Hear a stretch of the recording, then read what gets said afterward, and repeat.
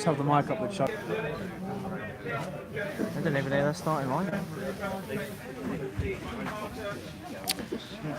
Are we on? Is this working? Right, good evening. Welcome to the Universal Stadium. It's Sholing against Havant and Waterlooville. It's the semi-final of the Hampshire Senior Cup. We're in competition with Hawks Radio, it seems. Henry Deacon, one of our fellow colleagues to our right. We're going to try and drown them out this evening, him and his colleagues. I've got Luke Henry to the right of me, and further to the right of me, Matt Ogley. Both of these men have been watching Sholing with me throughout the season. Luke, you were with me for the quarter-final and the 2-1 win over the Bournemouth under-21s.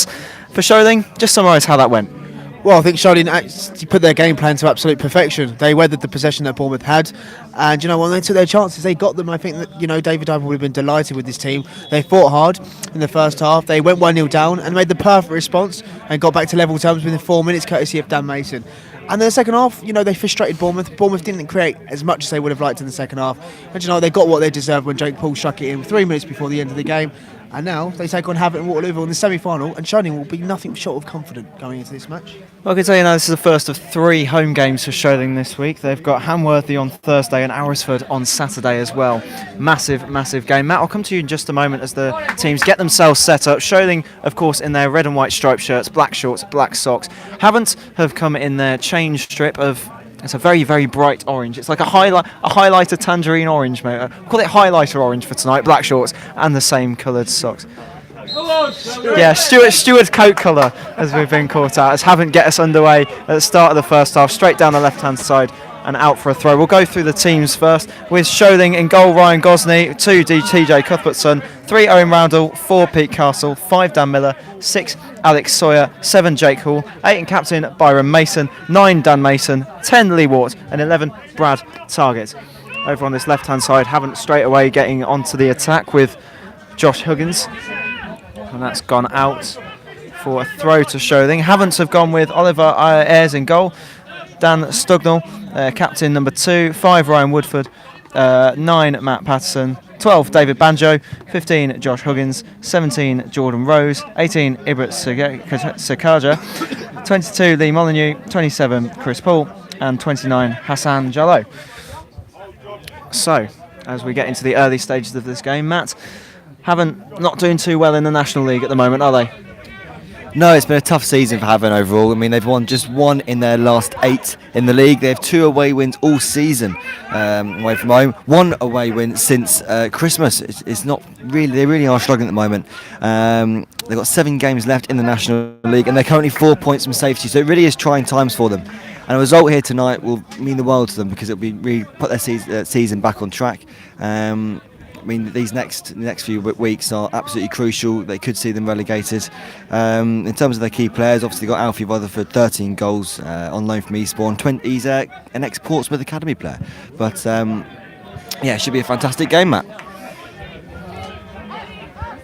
Well, Oliver Ayres has been called to action early on, as Sholing put the pressure on, moving field, shooting left to right in this first half. And Sholing just keeping the ball in the centre of the field at the moment, clearing the ball up towards the left-hand side, up towards the path of Brad Target over on the left-hand side.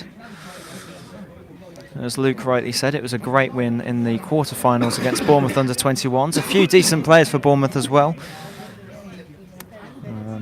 So very, very good tie indeed for the Boatmen to get through. The Hawks just keeping themselves to themselves at the moment in the half, and that one's gone out the ground. The ball's got stuck in the tree. Can we count that as number 1, Matt? For those of you that don't actually know, me and Matt, and now Luke as he joins in on the odd commentary as well, as Matt gives him a little R, also known as Bob for those of you that listen to Black Country Radio as well. We do count how many balls go outside the ground, and that one landed in the tree of Sholing. Try and clear this one away. Straight into the middle.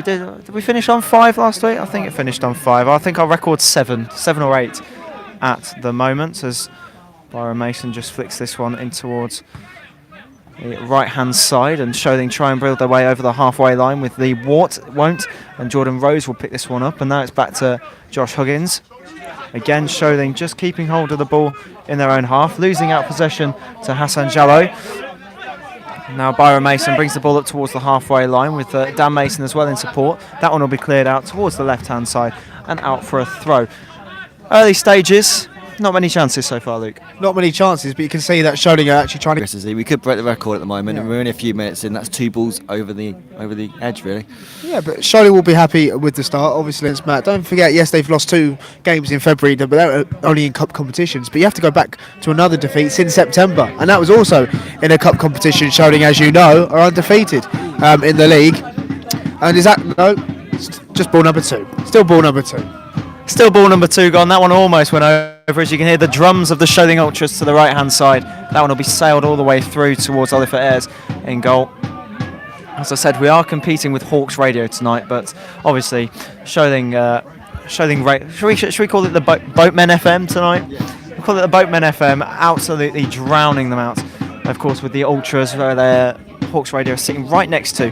Poor positioning from them on their half.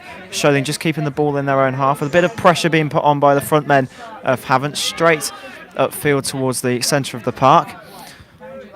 And again, it will drop for Royal in towards the middle. Royal now chasing across the back. Ryan Woodford over on the right-hand side, bringing it back up towards the middle again. Still in possession, Ryan Woodward.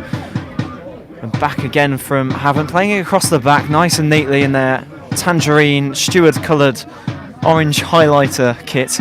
We've had some decent kits in the past couple of days, or times we've been here. Last week's against Bournemouth was like a turquoisey cyan blue. It was very nice and bright.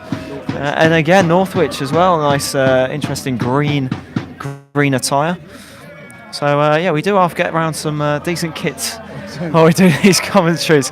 Sholing over on the left-hand side, flicking that one up towards their attacking half, and that one will be cleared away by David Banjo. Of course, making his debut start for the Hawks. Not his debut album, but his debut start. We'll be mentioning many banjo jokes throughout the evening, of course. Can he play? Well, what can he play? He can play the banjo. Is he brothers with Ashley? I wonder. Is he brothers with Ashley? That's all I wonder.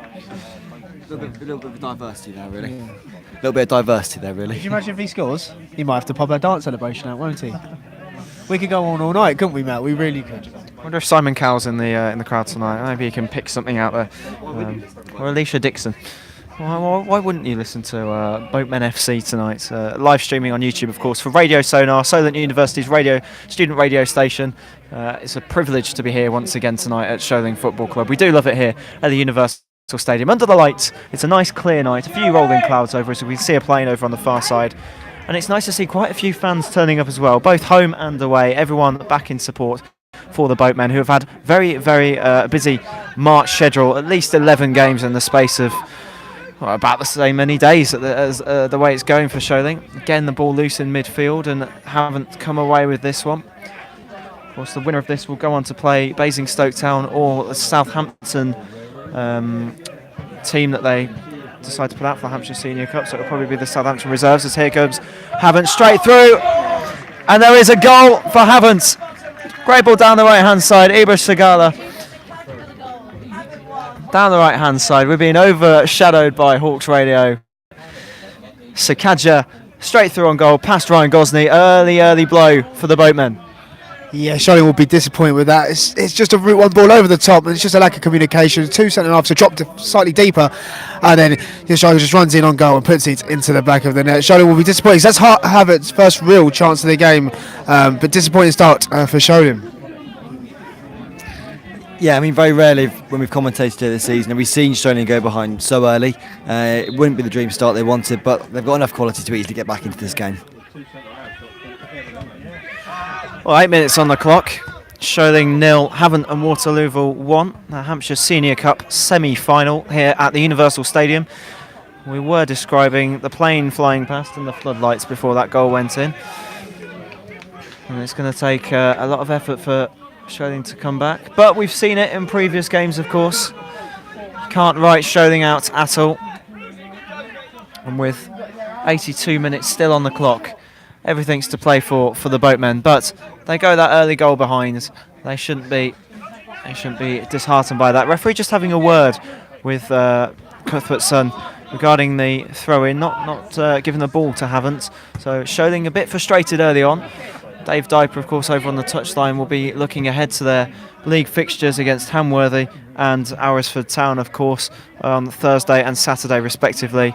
Of course, this is a big game as well, but there Owen Royal gives the ball away almost straight through towards Sakaja again, who wakes his way into the penalty area. Havant now over on the right-hand side, looking to play the ball forward again.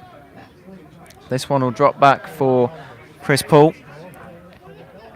In towards the middle again, and now Jake Hall will take this one away and win a free kick over on the far side. Hands up from Dave Viper. The referee took his time to decide whether that was going to be a free kick or not, as Henry Deacon takes a little look over his left shoulder. It's like he's playing on the field tonight, Mr. Deacon, for Hawks Radio.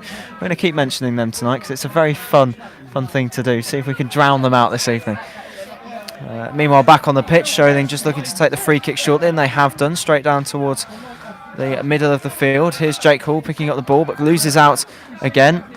That'll be Jello to drop this one back. Havant deciding to play with their proper squad numbers tonight, and rightly so, they may as well, being in the National League, but having won only 2 away games all season at the moment, with the 1-goal advantage, they're on their way to winning only their 3rd this season. It's been a very, very tricky season for them in the National League, and still 4 points adrift of safety in the league, in the relegation zone, of course. And Sholing, of course, chances of getting promoted, they've all but sealed the league, Wessex Premier. Sholing again just knocking the ball back. Dan Miller passing it back to Ryan Gosling. The ball takes a bobble across the floor. Pitch with a few bobbles. That one will be cleared away, but only as far as Banjo. In towards the middle. Played through again, and now here's Jallo again. Sakaja with another shot on his left, causing problems, rightly so, Luke. Yeah, Sakaja's looking very paceful, very strong. I mean, it seems to be having to play only like a 4-5-1. He seems to be on it up front on his own, but his runs off the ball has been very, very good movement early on. He's already scored 1, and he looks like he's trying to score more. But Sholing would have to be careful about his pace and movement off the ball. But like you said, Matt, there's loads of time left, and Sholing can't panic. Need to get out of this. And we saw this against Bournemouth. They didn't have a lot of possession in the first half against Bournemouth, but they weathered the storm, and that's what they're going to have to do now as well. One thing that's always on Sholing's side though is their fitness. We've seen it against Northwich Victoria up in Cheshire. They played with 10 men for well over 18 minutes. And it was only in the dying moments where the fatigue and the extra man deficit really came into hold. They're an extremely fit side for this standard. But in terms of Havant, they're so relaxed this competition, and having been the holders and winning also in 2016, they'll be looking to retain this competition. Well, can they win it for a second year in a row? Sholing win a throw-in just on the halfway line, underneath the main floodlight that stands tall and shines over the players in red and white. And hopefully, Sholing have won a free kick. A little bit of a push on the back for Jake Hall over on the left-hand side, and now Owen Royal just going wander over to pick up the ball. Just gives his players a few pointers. The referee making sure that ball is put in the right position, of course.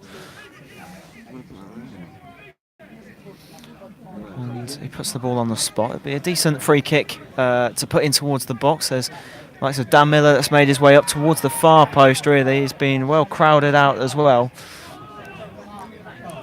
As we will wait to see what comes of this.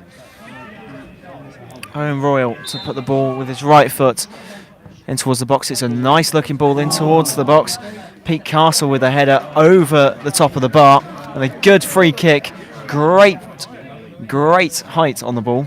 Pete Castle just couldn't keep his header down. Yes, I think he just runs slightly too quickly off the ball. He just slows his run down. I think if he looks around and sees him again, he's completely unmarked. But it's a tough chance, but a big chance there for Sholing to get back on level terms. But now they need to start getting a bit of possession, putting the ball down on the spot, and just pushing Havant 5 or 10 yards further back. We're waiting for the goal kick to be taken. Oliver Ayres, the academy goalkeeper for Havant tonight, not been tested yet. Pete Castle with that header a few moments ago, the only chance that Sholing have had to get into the game. But they've still got plenty of time as we go over to the 10-minute mark. Almost 15 minutes into this encounter already. Sholing 0, Havant and Waterlooville 1.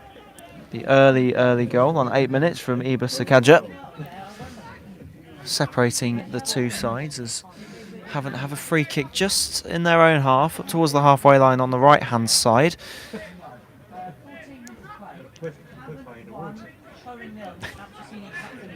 The ball's played upfield, slips over, does Woodford, as that one's all the way up towards the byline. Kept in play.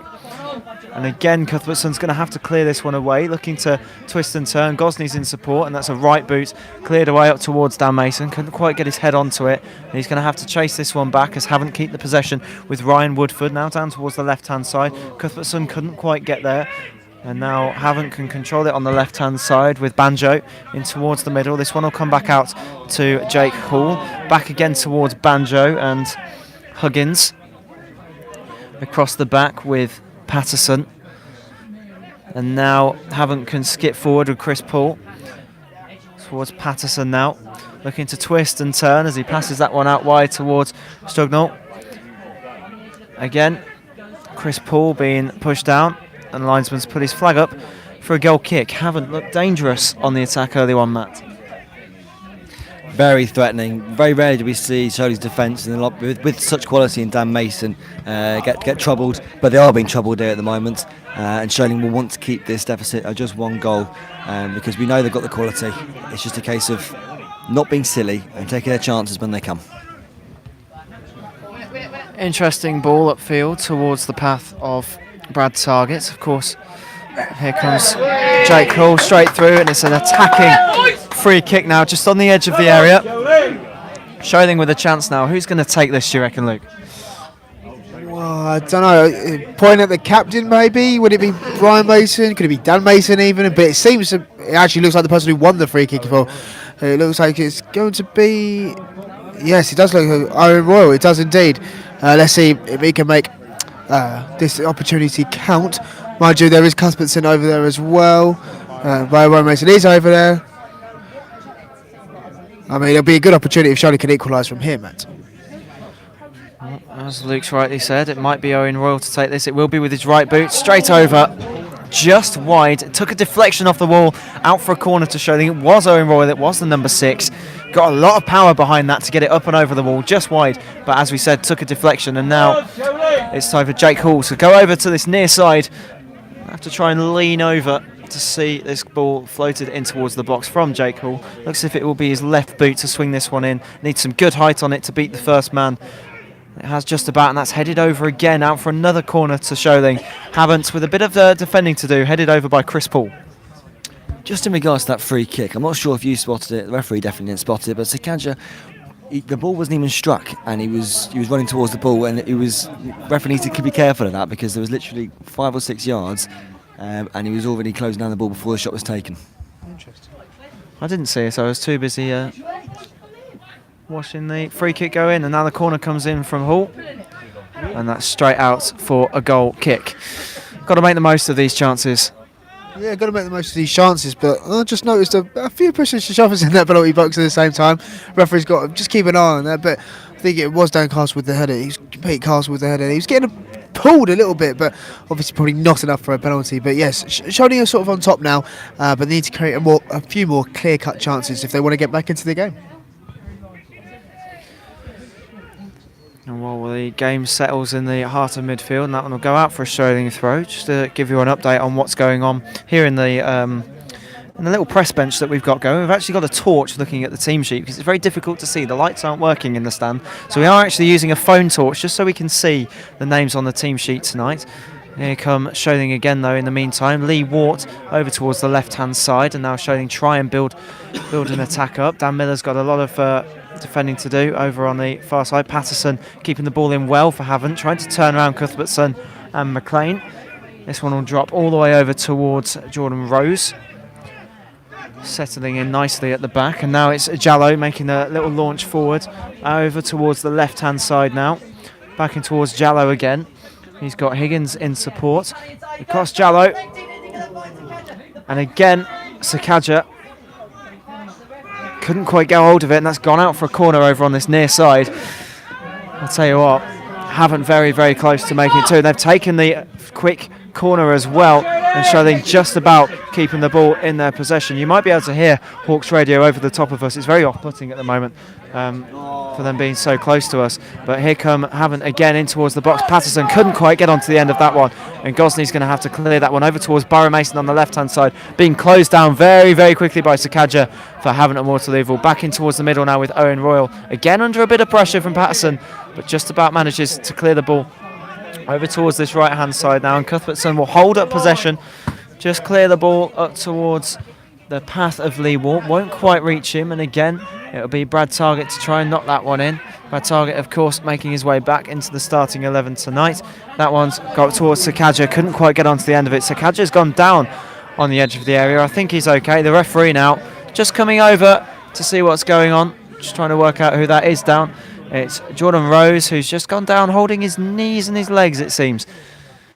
And in the pause of play, Havant, as I've said, dangerous on the attack, but you'd think they could have grabbed a second there. Yeah, you could. I mean, what's worrying for the moment at Sholing is that Cuthbertson's looking quite nervous at fullback at the moment, and Jaller's causing him all sorts of problems, making that space as wide as possible. He's not getting tight enough to him. He's got plenty of space to put those balls in for the likes of Zakaja to get on, and yeah, they've really, Cuthbertson, I think, needs to wake up a little bit.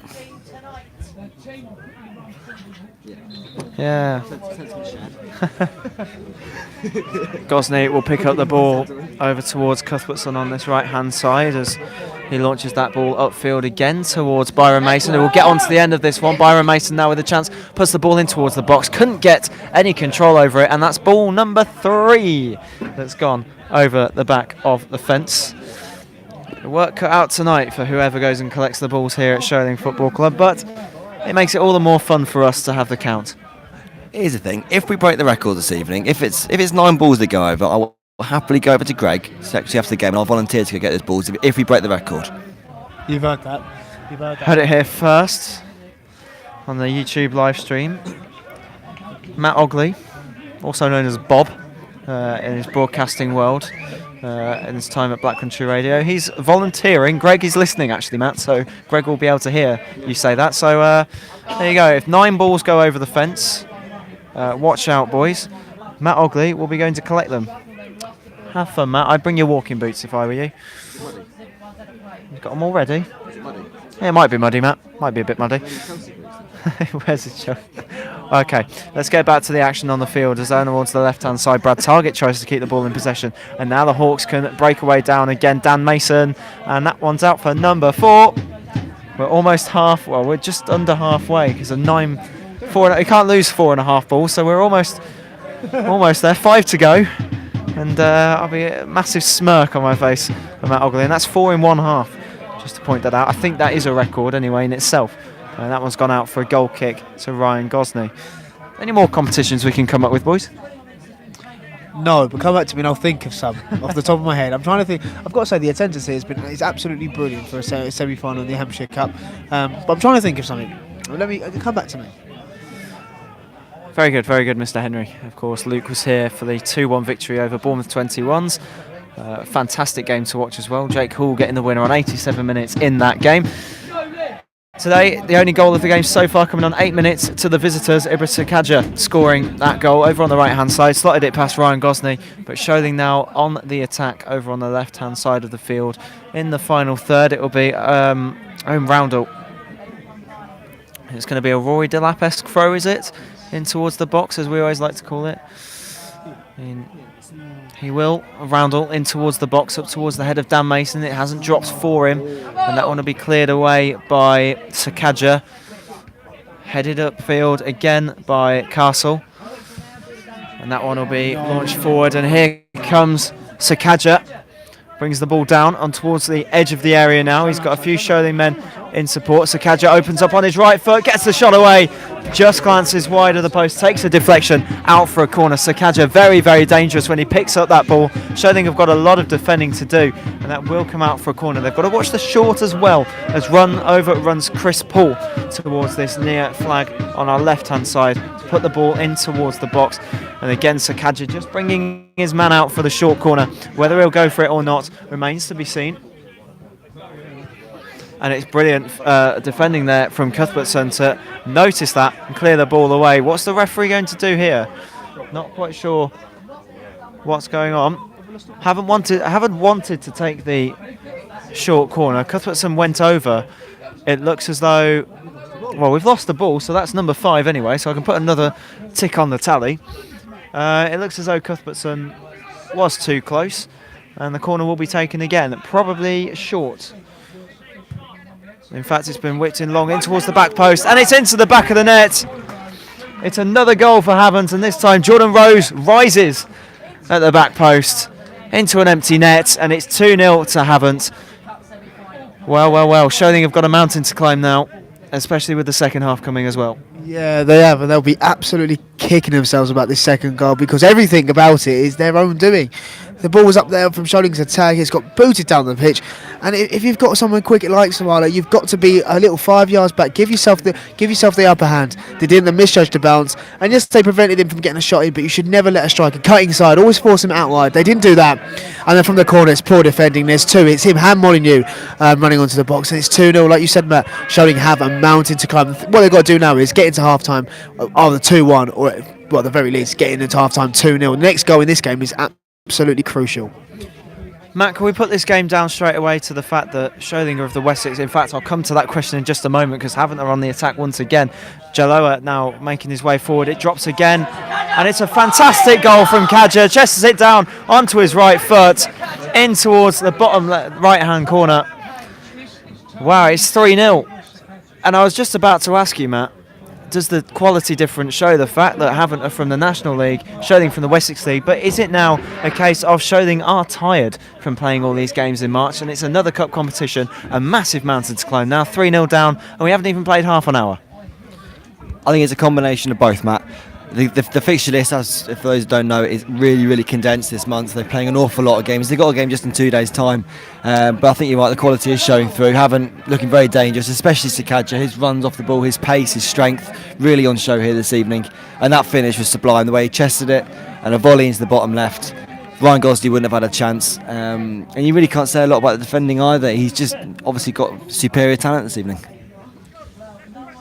And Luke, before the game we were speaking about a lack of character and a lack of team effort from Havant in their past few games in the National League, and a little bit of a low morale for them as well. Sholing, on the other hand, have been very, very positive, even with the heavy fixture list as they win a throw on this near side. But in fact, they are rushing now, Sholing, to try and get another goal, and maybe that will lead them to a defensive error as the ball comes down the left-hand side. But Luke, where's it gone wrong for Sholing in this half so far? Oh, it's a tricky one to say, Matt, because Sholing haven't actually played this half too badly at all. They're coming forward now. The ball's in the box. Hold on. It's just gone out for a corner. Sholing haven't been too bad in this first half, Matt. Doesn't help when you concede 2 goals in 2 minutes, and that third goal, Matt said was right. It was absolutely sublime. It's a great finish with Kadja. But, you know, they just haven't imposed themselves enough. They haven't taken their chances when they've got. They haven't really made a clear-cut chance. And that probably is the problem. They've got a corner here now, and this is reminiscent of the game against Bournemouth. It's poor. It's been cleared already. Still alive. But at the same time, Sholing just needs to find a miracle now. Roundel in towards the box, and the chance just before it dropped for Owen Royal on the edge of the area and took a deflectionist shot that went wide. And now Pete Castle has to clear this one down towards the left-hand side, towards Jake Hall. Lee Wart back to Jake Hall again, now driving forward in towards the centre. Could open up a shot on his left, and he does do as he drills that one low and wide and out for a goal kick. Oliver Ayres not really tested this half too much. Hasn't had much to do himself in that goal for Havant, but Havant are 3-0 up as we just hit the half an hour mark, or come up towards the half an hour mark. It's Sholing 0, Havant at Waterloo 3 in the Hampshire Senior Cup semi-final here at the Universal Stadium. As I said, just under half an hour played in this game, and it's already 3-0. Sholing fans singing, we're going to win 4-3, we're going to win 5-3. Can they do it? That is the question. Matt Ogley. I'm going to be a little bit pessimistic, and I don't think they can this evening. I don't think Sholing are looking as sharp as they have done when we've been here recently. I mean, it's quite evident the chance they just had. That's 2 shots in the space of 2 minutes. Bolden's a chance here, and I'll just pass back to Ponta. Well, I've not told him yet, but we're going to do something completely different here for the first time. I'm going to let Matt Ogley lead the second half comms, give him a bit of a trial now. He's been on a few ones. So, Matt, just get yourself ready. I've thrown him in the deep end. He's got a good space of half an hour to work out what he's going to do. Whether he runs or whether he stays, it's a question. He's just said he's going to join Hawks Radio. Well, you can go now if you want. It's come over towards Cuthbertson on this right-hand side. In the meantime, back again to him. Launches the ball forward up towards Dan Mason. Byron Mason was chasing onto it as well. Cuthbertson dropping into the middle, and that through ball forward has gone straight out for a goal kick. And an oh dear from Luke Henry. Yeah, Sholing just... I know they're 3-0 down. It's easier said than done, but they just need to relax. And Matt thinks they might not be able to do it. I'm a bit more positive. I think there's 15 minutes to go until half-time. If they get another goal, then it's actually all to play for. It's all to play for in this game. It is not over yet. It is still not over. So Sholing just needs to relax, get composed again, get back on the ball, and just see what happens and take some chances if they get them. Havant players moaning to the referee about something. They're 3-0 up. They shouldn't be moaning at all. But I think Sholing are more worried about the fact that Oliver Ayres was taking time to take the goal kick. This one's dropped towards the right-hand side now towards Lee Ward, looking to put the ball into the box. No. Going to drop this one back for Cuthbertson. Again, Cuthbertson going in towards the middle. Passes it on his right foot over towards the left-hand side. And now again come Sholing forward. Brad Target couldn't quite keep the ball in possession. That's gone out for a Havant throw on the far side. Summing up the way Sholing have been pushing forward, they just can't find that quality in the final third where they have done in the past few fixtures. And again, we'll bring it up. They've got a very, very tricky week indeed. Of course, they're playing tonight. They're playing at home on Thursday against Hamworthy and on Saturday at home against Alresford. And then we've got next week. There's about 11 fixtures for Sholing to play in the space of a week and a half, 2 weeks. And some of them will, are for the youth teams and the other teams as well. But just in general, as a club, this pitch is going to be knackered by the end of those few weeks. And again, it's all down to the fact that Sholing have done incredibly well in most of the competitions this season. But also the weather as well has postponed a few games and pushed them forward. The Hampshire FA still not budging on the fact that they can't move the end of season game. And this one's dropped now towards Molyneux. In again. And that Havant on the edge of the area couldn't quite get the ball in towards the box. Jallo with the most recent opportunity. That one's dropped again for Banjo over towards Ryan Woodford, whose name's been mentioned a few times. He's not had much defending to do. It's more the fact that he's been pushing the ball forward for Havant and making sure that the attacks do have something about them. As there goes Sukaja again down the right hand side now. And there's Chris Paul. And over towards the left-hand side, Sholing have a goal kick. And of course, just to remind you, the winner of this game will play either Basingstoke Town or Southampton. Yes, the actual Southampton. Probably not the first team. You won't be seeing the likes of Charlie Austin playing, or you might see James Ward-Prowse knocking a free kick in the Hampshire Senior Cup final. You never know. He might stoop down to play there. But in the meantime, the ball's launched forward as we get a little wave from Hawks Radio again towards the right-hand side. A nice friendly wave. We'll just leave it at that for now. And the ball back in towards the centre of the park. Here's Hall launching the ball over towards the left-hand side. Dan Mason keeps himself onside, it seems. No flag up from the linesman. And that one will sail out. And very early on in the game, Oliver Ayres just dropping to the floor. He didn't really need to do that. It's like someone had got out their pistol and knocked him down to the ground as he dropped a little bit too dramatically there. Yeah, he did. But what's noticeable for both sides at the moment, when the ball's being played forward, Havant are holding it up much, much better. Players are surrounding him very quickly, giving him options, whereas Sholing aren't. Dan Mason's been left sort of on his own a lot of the time. Lee Waugh, unfortunately, has gone missing this half. I've not really seen anything from him. So something needs to change at half-time, definitely. Well, here comes Sholing again down the right-hand side, this time with Mason. He's going to try and get the ball in towards the box, and again down towards that right-hand side, and that one will be knocked out for a Havant throw. And as we said in the last fixture, the goal against Bournemouth was the first they've conceded, Sholing, in this competition. They've conceded 3 tonight. Before that, they hadn't conceded any at all. Sholing just seeming to drop off, but I'm sure, after speaking to Dave Diper during the week, he said it's cup competition, of course they want to go and win it. They've got to focus on the lead, but tonight there is a strong team out there, and you could see the Sholing team going on to try and win this game. But the way it's gone so far, as we come up towards the 40-minute mark, they just haven't had that quality that Havant have had. And it goes without saying the statistics coming into this game for Havant actually were against them, despite their league position and the league they're in, having only won 2 away games all season. They're on the course at the moment to win their 3rd, unless Sholing can turn it around. Yes, well, you say that, Matt, and exactly right, because Havant have come into this game on a bad run of form, and that's a lot, a lack of confidence. And Sholing, like you said, are completely on the rise. And it's funny how football matches change. If Sholing can get 1 goal now, then we'll see the test from Havant. Can they actually keep composed? Can they keep the 2-goal lead? And then it's all to play for. And when you play a football match, no matter what league, any league, when your team goes 3-0 up, a natural occurrence of just you wanting to defend more comes into the game, and we will see Havant drop a little bit deeper, and therefore Sholing will gain more possession, and then it's up to them to create the chances, and they've created a good opening now. Here's Cuthbertson, ball across. There it is, and there it is. Great goal from Sholing. As Luke was talking there, down the right hand side, Cuthbertson flicked the ball in towards the box. Dan Mason on the edge of the area, right foot, took a deflection on the way through, but that is 3-1, and now Sholing are back into the game. It might not be all easy sailing for Havant, as we were saying just. It's the curse of the commentator, but in a good way on the terms of Sholing. Matt, what a goal. Fantastic goal, and the ball played in behind was weighted to about absolute perfection. Ball across from Cuthbertson, found Mason, and it was a sublime finish. A little bit of benefit in the fact that the goalkeeper didn't see the shot coming because the centre-half did block his view slightly, but some of the fortune does favour you, and in that case it did. Fantastic finish, and it's exactly what Sholing will need going into half-time. Well, it was on 39 minutes that goal came. I'm just going to write that down on my team sheet so I don't forget when the goal actually happened. Again, though, Sholing just about keeping hold of possession. Now they're on a bit of an attack. Lee Wart down the right-hand side. Matt Ogley stands up to applaud that ball forward. And now Sholing playing with a little bit more passion as that ball's thrown very, very quickly from Cuthbertson. Lee Wart in towards the box. Up towards Dan Mason. Almost headed into his own net by one of the Havant defenders. Havant have won themselves a free kick. I'll tell you what, Sholing have now put the pressure on. They've scored that goal. They've suddenly found that little bit of spark and that little bit of energy.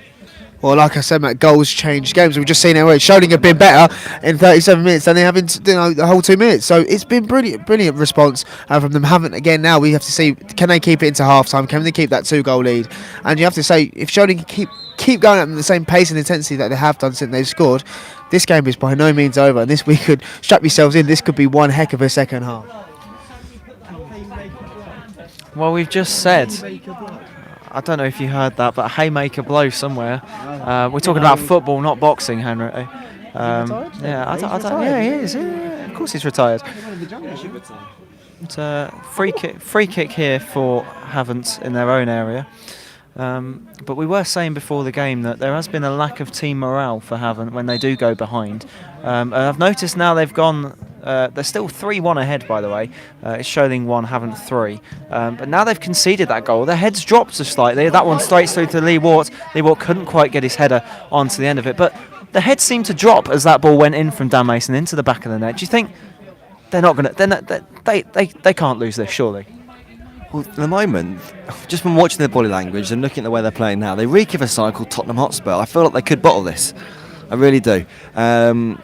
I've spoken to the Hawks media manager, Henry Deacon, many times this season. On a Monday morning, I've seen him after a weekend on the road with Havant, and the number of times they've gone ahead and then lost the game is unbelievable. So it'll be interesting to see whether Sholing can do the same again this evening.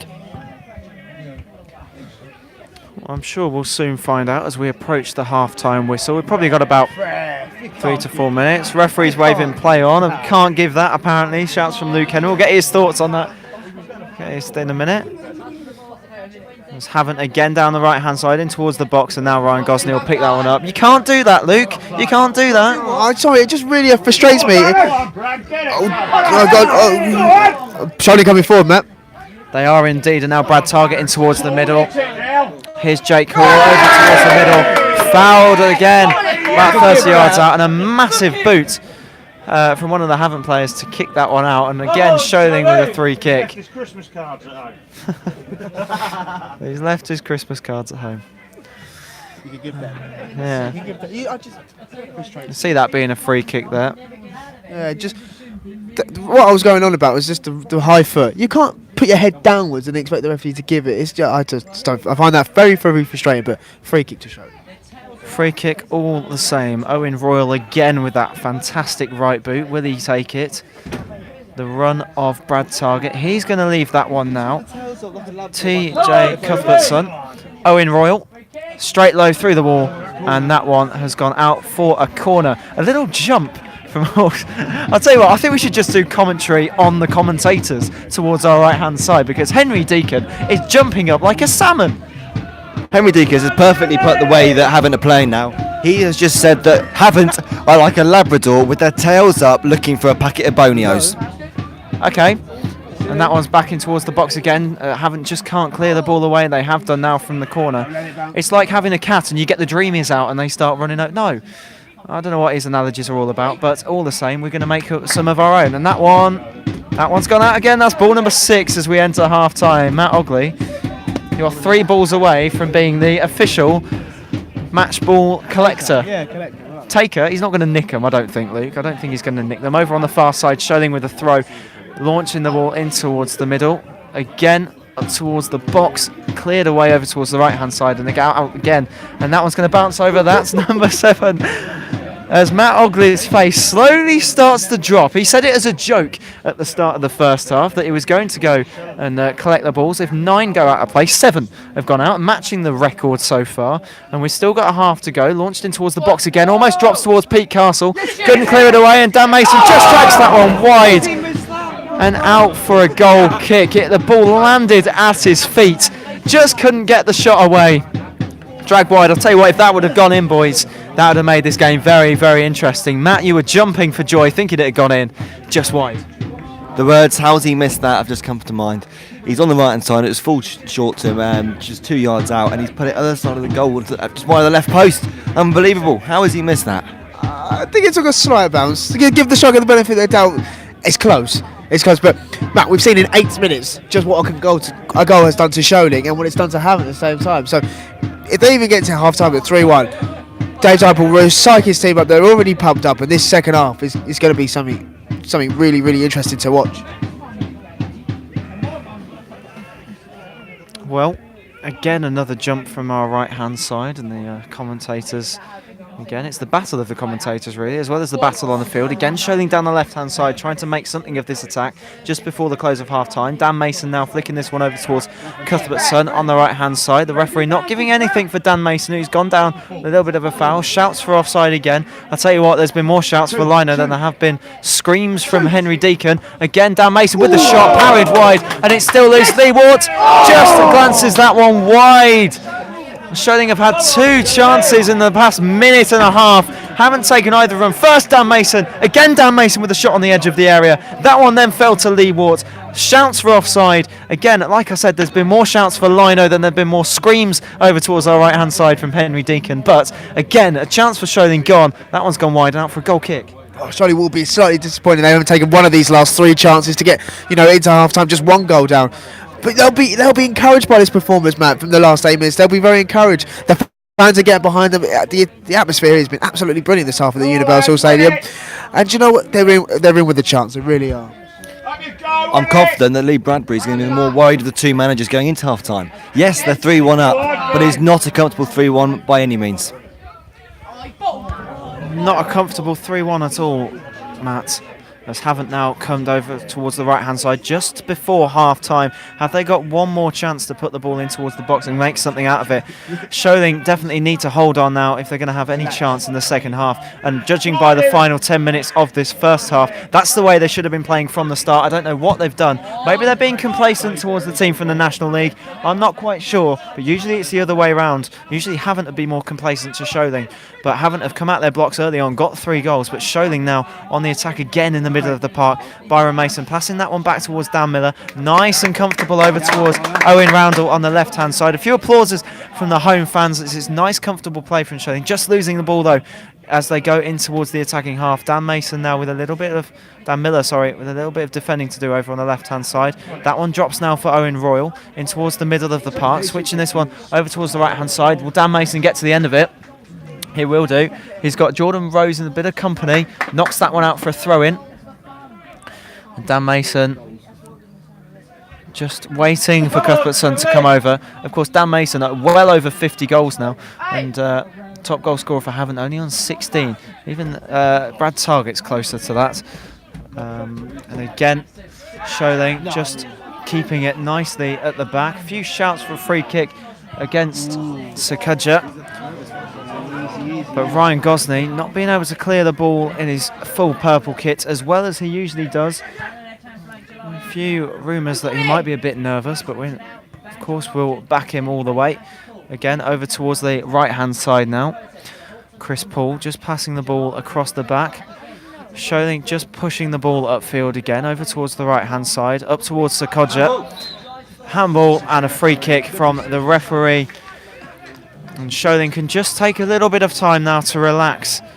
Byron Mason just going to pass the ball over to the left-hand side. I say they're going to relax. It looks as if they're pushing forward very, very quickly, and they seem to have dropped to almost a back three with a few wing-backs as well. Cuthbertson staying over on this right-hand side, and he will pick up this ball.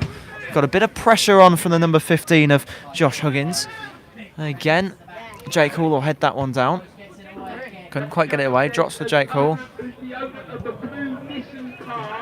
There's an owner of a blue Nissan car.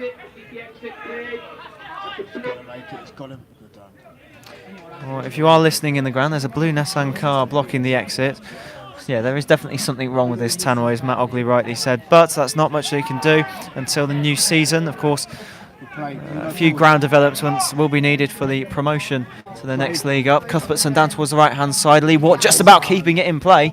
Very good from him to keep that in, just in towards the side netting of the goal. And Luke, a bit of frustration now. Yeah, that was frustrating. That was a chance. He had time. He did the hard bit. He managed to keep the ball in play and just couldn't put the cross in the post. But now it's all about game management. The intensity, the rush of it. They've got back into the game, Sholing. There's no doubt that they're back into, despite being 2 goals down. But now the second half, they've got to come out. They can't rush it, they can't force it, because Havant are very dangerous on the break, and Sigella has been causing them all problems in the first half. And we're into 1 minute of stoppage time now. Well, the first half has come and gone. The 3 goals from Havant, 2 coming from Ibra Sakaja, 1 from Jordan Rose, all in the space of half an hour. But then Dan Mason getting the ball back, goal back, just on the approach of half-time. This one's come to Lee Ward on the edge of the area on the right-hand side, still being put under pressure. Cuthbertson now with a bit of chance to swing the ball in towards the box. It's nicely low-driven. In fact, it was almost a shot on goal as Oliver Ayres has to pass that one wide. Do not rule that one out. That's gone out for a corner. And now it's the chance for Alex Sawyer to go over towards the right-hand side. Sawyer in towards the box, up towards the head of Pete Castle. Referee blowing for half-time. Oh well, Jake Hall was waiting to run on to the end of that, but at half-time it's Sholing 1, Havant 3. 3 early goals from Havant just before half-time. Sholing getting the goal back through Dan Mason, but we'll be back for the second half very shortly.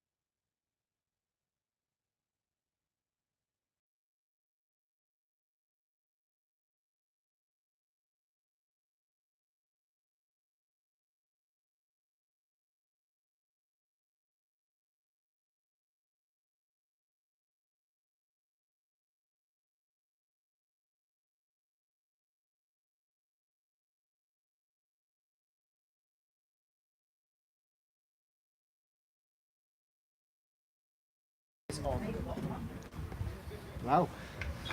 Welcome back to the second half here at the Universal Stadium. Sholing 3-1 down to Havant and Waterlooville after a very interesting first half.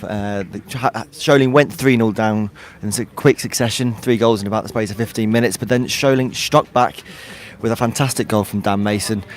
They went into half-time, the better of the 2 sides. I'll be hoping for a a good start here.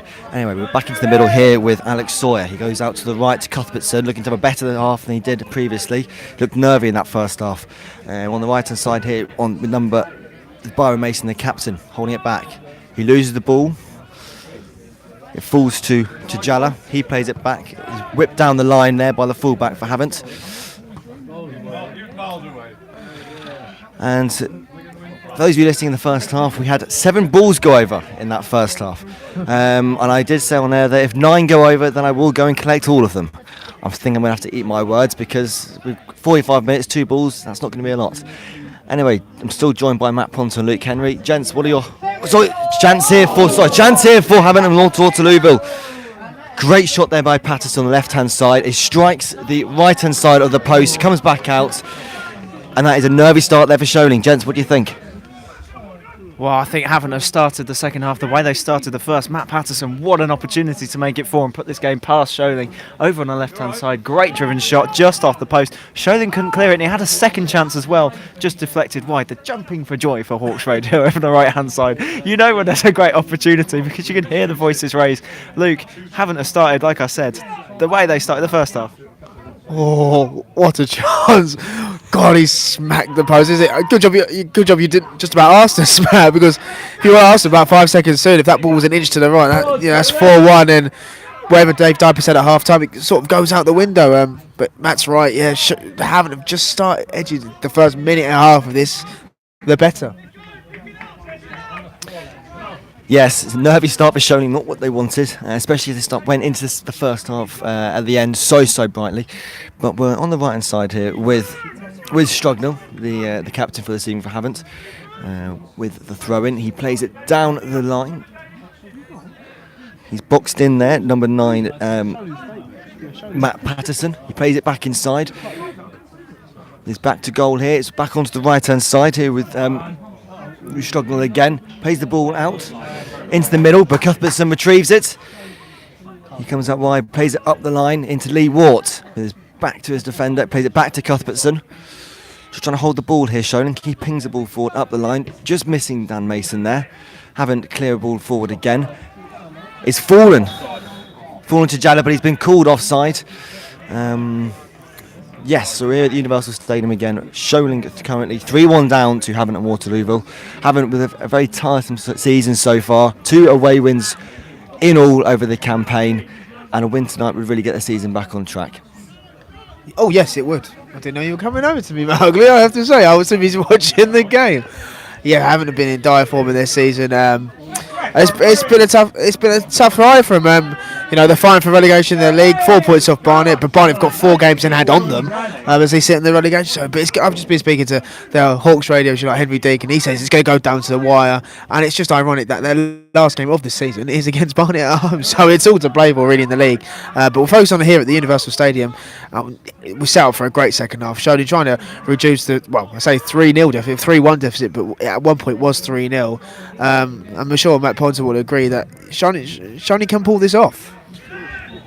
Well, if they continue playing like they ended the first half, the final 10 minutes or so, with a lot of passion, a lot of flair, of course we've seen the liveliness hitting the post, of course, themselves, and then Sholing almost pulling off a miracle, come back in the first half to make it 3-3. They make a very interesting second half, but it looks as if Havant have just settled down again at the back after dropping their heads for conceding that goal just before half-time, as we said from Dan Mason. Sholing again, they seem to have dropped back like they did in the first half, inviting that pressure, and they just can't do that.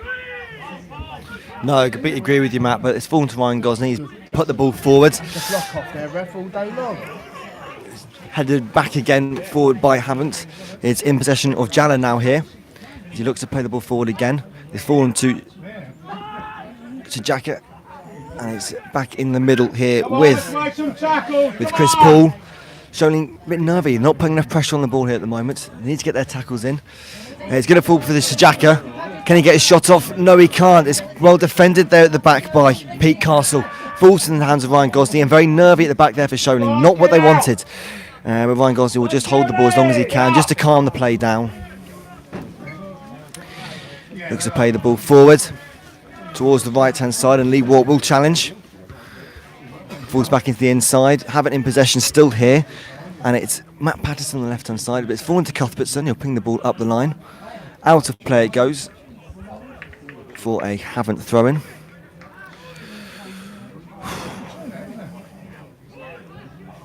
Just wonder what Dave Diaper said to his men at half-time. Rally them on, keep doing the things they were doing, not doing anything silly, because they did look on top going into half-time. But Havant are in possession again here, and I look to play the ball out to the right-hand side. Strugnall running on there, but it's falling back into possession. Brad Target running on, but just falls short of him. Jake Cool here on the left-hand side, tackled there by Havant, and the ball goes out. That is number 8.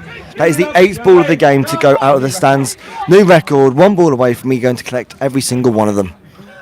All the best. I'll just point out the lead commentator, Matt Ogley, for the second half. I've handed over the mic to him to give him a chance for the first time. Just doing a swap in roles today, so it is Matt Ogley's voice that you'll hear next. Thanks very much for that, Mr. Ponter. But Havant are in attack again here with Jallow driving at the defence here, showing with their backs up, tails up like a Labrador, as the Hawks media manager said. Of course, comes in from the left-hand side, is blocked away there by Pete Castle. Havant still in possession. They're looking to build up slowly. It's gone back towards the halfway. Play back again on the left-hand side. He cuts inside there, into the middle again with Chris Poole. And Lee Wart's played the ball forward, and now Sholing can attack on the right-hand side. David Banjo, well defended there, but he's only fallen to Lee Wart. He will drive at the defence on the right-hand side. Tries to play a ball inside, and it's just fallen loose to Havant for them to be able to clear. It can only clear as far as Cuthbertson. He fires the ball back towards the Havant area. They will clear the ball forward, and it's fallen to Dan Miller, who will let it run to Ryan Gosney, who will look to clear under the pressure from Jala. Cuthbertson heads, and it's fallen back into the middle to Pete Castle. Head the ball forward to Alex Sawyer. Under pressure here. Needs to play the ball quicker here. Falls to Brad Target. It's back to the Havant goal. Back inside to Alex Sawyer. He'll play it out right to Cuthbertson. He plays it back inside to Dan Mason. Brian Mason, I do apologise. But he's dispossessed by Havant, and I'll look to get on the break here. But the referee calls for a foul on Havant, and it'll be a Havant free kick just on the halfway line. 5 minutes played here. What do you reckon, gents? Go on. Go on, I'll take the microphone first. I mean, I was trying to think of something to match Henry Deacon's amazing analogies that he's been making. It's like Ryan Gosney's got a little bag of dreamers, and all of the Havant fans are all little cats running towards him looking for that little snack. But no, that's the best I can come up with, Matt. I'm really sorry. That was really poor. But it seems as though the way Ryan Gosney, he's under a lot of pressure at the back. There's a lot of pressure from Havant as soon as he picks up the ball. You know the old saying, he doesn't want it, he doesn't want it. Ryan Gosney really doesn't want that ball coming back to him in this half. He wants Sholing to push forward. You want Cuthbertson, you want Roundel to push the ball out wide, stick it upfield. But at the moment, Sholing just can't get past that midfield. And again, the back four for Havant, they've just been putting on a great show so far, and despite conceding that 1 goal, they've come out in the second half. It'd be interesting to see what they said at half time, despite what Dave Diaper has said. So it'd be very interesting indeed, because they've come out just like they did in the first half. They're not disheartened, they're not dismayed. They've come out and done the business. Matt, don't you think at the same time, though, it's a case of game management and not getting caught in two minds? If Sholing came out here and attacked straight away and were really, really gung-ho, do they have a worse chance to shoot themselves in the foot? And with the pace and power of Samoa up front, do they actually risk the fact of going 4-1 down in the start of the second half and, technically losing the game, instead of staying in the game towards 65, 70 minutes and then trying to capitalise on the same thing? Well, there's always that going saying that, you need to give your all early on before it's too late.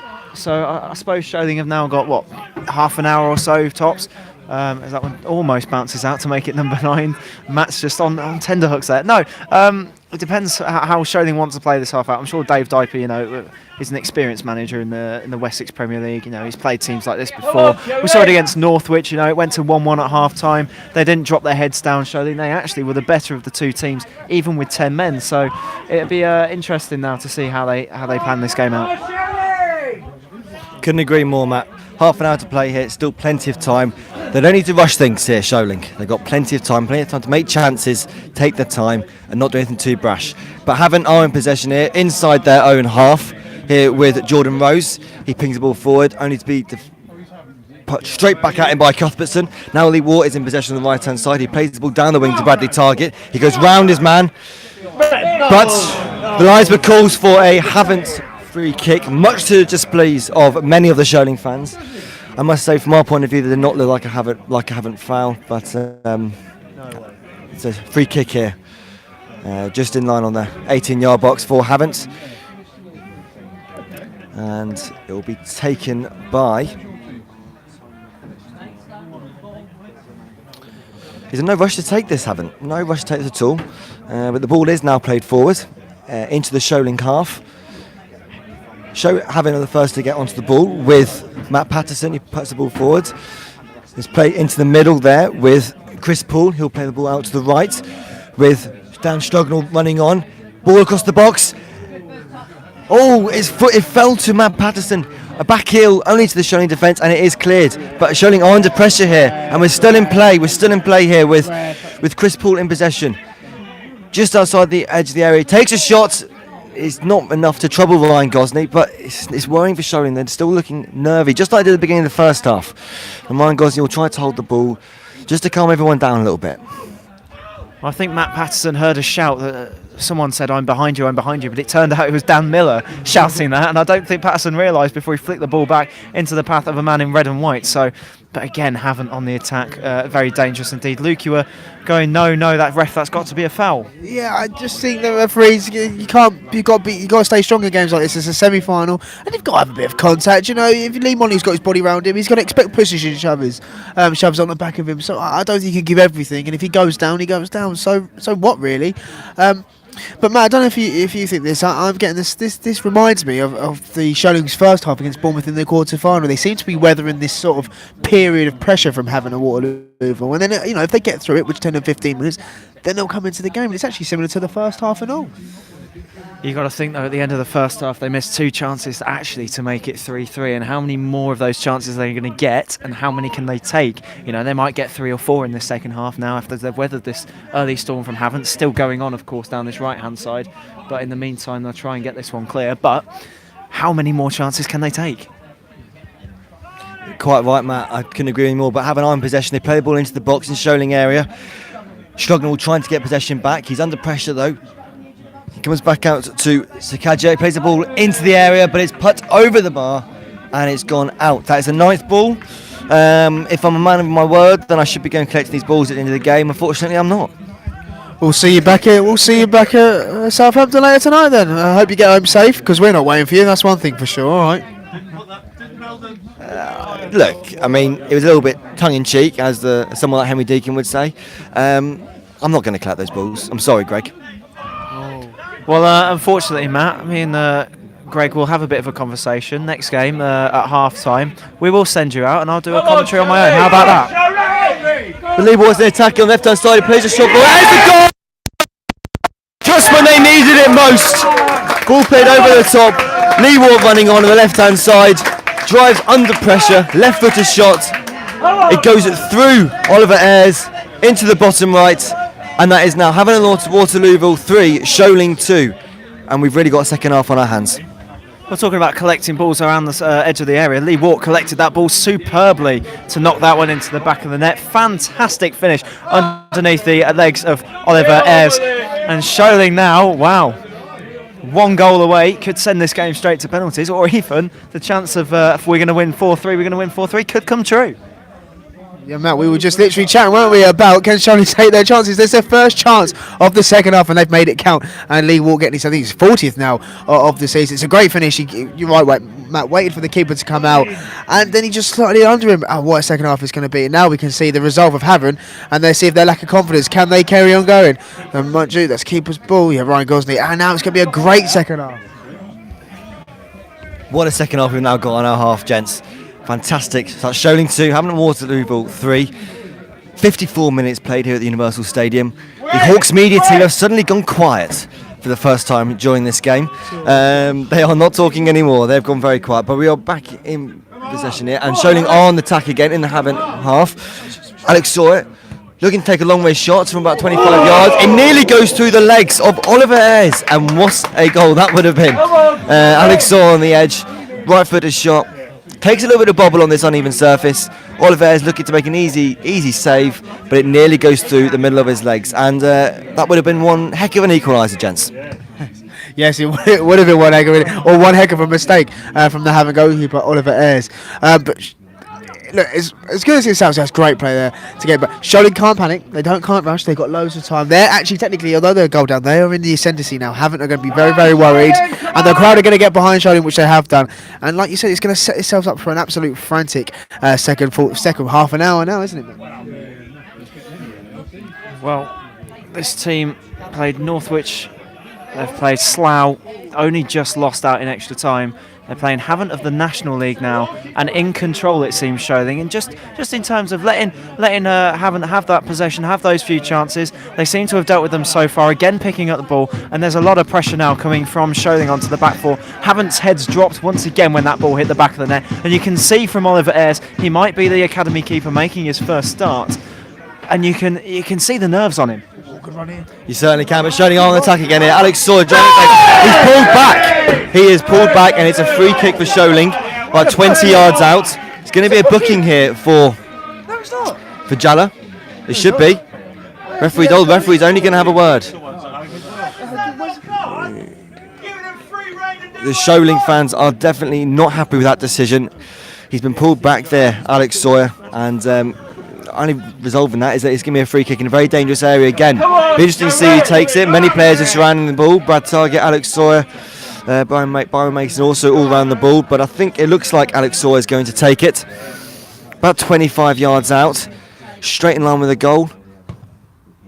Oh! And it just goes wide of the right post. Everyone stood still and watched. Oliver Ayres didn't even move. Sholing really aren't looking the team on top here, and Havant and Waterloo are looking like the team they have done all season, one that keeps bottling it, one that can't hold on to the lead, one that struggled away from home with just 2 wins in total, and it's going to be a very interesting half an hour. Well, again, we keep mentioning that, but we spoke to Henry, of course, from Hawks Radio about the amount of times Havant have taken the lead in a game and somehow managed to bin it off. Again, losing like 2-1 or lose it, or drawing 1-1 or 2-2 or whatever it may be. Again, we keep mentioning only 2 away wins all season. And again, you can just see across the back, there's a lack of communication now between the back four of Havant. I've been watching it for the past 5 minutes since the second goal went in for Sholing. There seems to be a drop in communication all of a sudden. They were very sharp in the opening few moments of the second half, and of course the first half as well. But again, you can see heads going into shirts. They're getting very tired now all of a sudden. There's no smiles across the back four. They're very serious. They seem to be dropping again. And Sholing are just playing to this advantage. They're very happy now, Sholing, to sit back and pounce on the attack, as Havant seem to have just suddenly lost their ways again. Absolutely, Matt. Couldn't agree more. But it's a battle in the midfield here. Alex Sawyer will take possession on the left-hand side. And it's Brad Target on the left hand. He'll drive at the defence here, looking to play the ball into the box. Plays it across, it's pushed away by Havant. They'll look to clear. Only to fall back to Jake Hall. Now into Byron Mason in the middle. At the back here with Roundhall. He'll switch play to Cuthbertson, who gets into the ball. It's a heavy first touch and he'll be dispossessed. But poor communication again from Havant. They will drive now, trying to get outside of their own half. Play the ball forward, out to Patterson on the left hand side, but Ryan Gosney will collect. Well, there you go, perfect example. Havant trying to clear the ball, 2 men going for the same ball, bouncing off each other. Lee Water almost through on goal. That really just show how their heads are dropping. They're not communicating with each other now across the back four. And again, Dan Mason now over on the right hand side. That one will drop straight towards Ayres in goal for Havant. But like I said, it's just bouncing across the back now, and Sholing really need to capitalise. How many chances can they have? Fantastic free kick it was as well from Alex Sawyer. Fantastic right boot, just glancing wide earlier on, as rightly mentioned that. But how many times are you going to say you couldn't agree more? That's 3 of them. Are you going to say it again for a 4th time? I could agree more. I didn't realise I was doing it. I do apologise. Look, Henry, have you got something to say? Well, I have now because Sholing are coming forward. But what I was going to say is, I've got a question for both of you boys as well.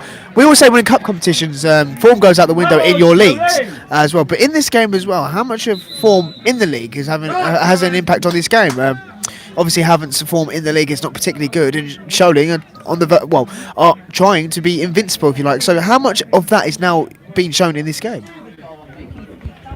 Interesting point, Luke. I mean, the ball went out of play again, so again play will be halted momentarily. Plenty of Sholing forward for this one.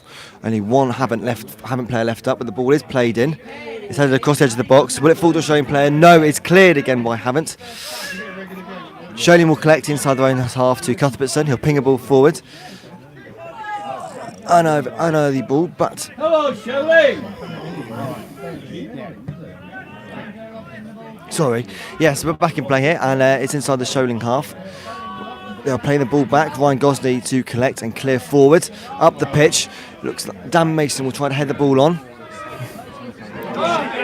He will shoot from the area, and it's gone over the bar. Dan Mason just at the edge of the area, picks it up on the half volley, and he clips it just over the bar, and Olivers wouldn't have had a chance. In the midst of that, there has been a substitution for Havant. Matt Patterson's come off. Joe Quigley now on the field. That's number 10, of course, for balls lost outside the ground. But Dan Mason, you could see it. You could see he was unleashing the shot there. Just got too much height onto it, just going over the bar. But again, that's the sort of chance that Sholing need to take now. 3-2 down. One goal goes in like that, all hell could break loose, and it could be 4-5-3, as the fans were sort of jeering towards the half-time whistle. But could that become reality? Yeah, Dan Mason trying to unleash his Alex Ravel there, if you like, in a league playoff final. It's got to be it's got to book him, surely. He's pulled him back. It has to be the first booking, isn't it? It's not going to be. What is this referee? What are these players going to do not to get a booking? It's absolutely ridiculous. That's not a booking. I'm sorry, but that's absolutely staggering. That's staggering. Quite a few shouts from the home fans, even some of the away fans just thinking, where's the referee's cards this evening? The only thing he's got out of his pocket at the moment is the white shaving foam that, it's a magic foam, isn't it? It's his shaving foam. I think he needs a trim the way, his beard's growing out. Free kick right on the edge of the area as the line goes down for the wall. So close to being a penalty for Sholing even when Brad Target went down, but surely that's a yellow card.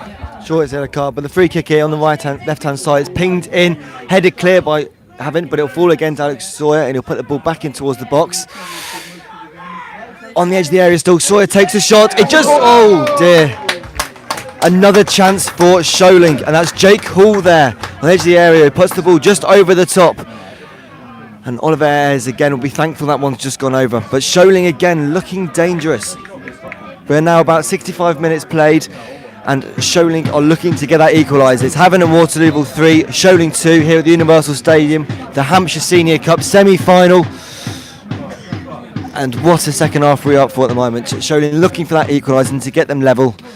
If they can get the winner, it'll be fantastic. If it stays level, if they get the equaliser and it stays level, it will go straight to penalties. 241 in attendance there. What a fantastic crowd we've got this evening on Tuesday. It's not actually, do you know what? It's not actually that cold this evening, gents, is it? No, for once it's actually quite a warm evening here at the Universal Stadium. As we can't really knock one off because it's come back out of the ground. But that's your job, Matt, to return the ball that's just come back from behind the goal. I think it was Dan Mason's shot. That's the football that was kicked over. So that's 9 back into the ground now. We're waiting for the 10th one to return, but. No, it's been a very good attendance here tonight. 241. It's not the coldest of nights. It's not the warmest of nights. It's very much in the middle. It is. No, I have got a scarf, a coat, another coat, and a hat on. But no, it's a lovely warm evening in the middle of March, isn't it? I thought you were going to talk about porridge after that punter. Anyway, Havant in attack here into the Sholing half. On the right-hand side, Brad Target will contest, but it falls to Sakaja. Plays it back inside into the middle, and it'll be Jana who will try to take possession, but Sholing get the ball back. Dan Mason receives the ball and plays it out to the left for Brad Target, who will look to run at the defence. He comes back inside. Will he switch it? He's trying to find Lee Wart, and he has. It's a fantastic ball out to the right-hand side. He's been called offside, though. Really unfortunate there, Brad Target. That was a great ball diagonally across the right-hand side to fall to Lee Wart, but he's just been called offside, and that'll be a Havant free kick. Just on the edge of their sort of 18-yard box here on the right-hand side. I tell you what, I don't know if you agree with me, but the Hawks media team have been a little bit quieter so far this second half. Well, they seem to be making the game much more exciting than it actually is. Every time the ball's anywhere near to it. In fact, as you say, I don't know if you can hear it, but yeah, you can definitely hear him over the top of our tones. But again, Sholing pushing the ball forward, and again, just losing out in that key moment, trying to get the ball in towards the box. The referee's given a free kick to Havant. They won't be rushing. They will be making another substitution very shortly. Fresh legs will be important going in the second half, especially with Sholing's congested fixture list. They'll need as many fresh legs as possible. I'm hearing cliches all over the park here from the Hawks media team. Those of you listening, be thankful that you can't hear them because they really will turn you off. Someone is currently stoked at the moment for the Havant and Waterloo team. I'm not quite sure what that means. Stoked, any idea what stoked means, Luke? I'm utterly stoked. I don't know what it means. I have no clue. Do you have a clue? Remember that Labrador does with the bonios? Potentially. Anyway, but show a bit of unrest here for the... I think I get it. It's a Tuesday night. He's absolutely stoked. Thanks for that. Yep, that's fantastic. But it's Havant and Waterloo free kick, and the ball is now back in play on the right-hand side inside the Sholing half. Look to get themselves clear again, and Brad Target again driving into the Havant and Waterloo half. He's been really good this first 15-20 minutes so far, but Lee Wart on the right-hand side, he's dispossessed and he's tackled, and will go out for a Sholing throw-in. Cuthbertson will look to take. And the substitution will now be made for the Hawks. To be fair, gents, I don't really think he made much of an impact during the game. They were banjo, but we're looking, hopefully he can play his tune again soon. Yeah, well, it was a dance number to forget, wasn't it? Because he hasn't done much, good old Dave Banjo. But he's been replaced, and on comes Mike Carter, brother of Dan Carter, who's part of the All Blacks. I don't know, I'm only joking. But you know what? If we're going to make puns, so Amy Deacon's going to make puns, so are we. No, we're not. We're better than that, Luke. Well, nice reception from Mike Carter back at the Universal Stadium for the first time in quite a few years. He has played here before, if you didn't know. He has been a man of red and white. So, you know, it'd be interesting to see how he performs now. Yes, it will. But we are in Sholing attack again here. Alex Story looking to run onto the ball.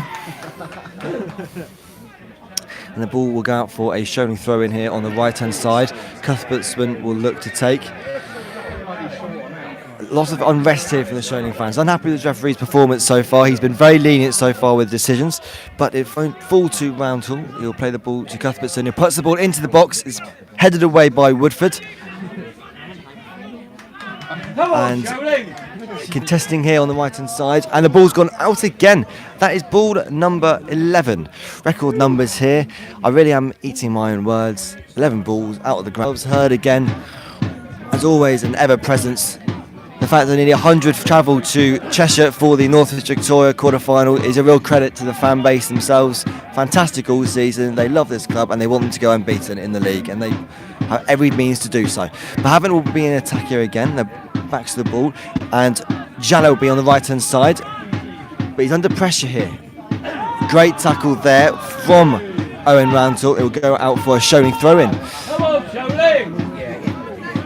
Time starting to not be on Sholing's side here. We can only have about 25 minutes, half an hour left.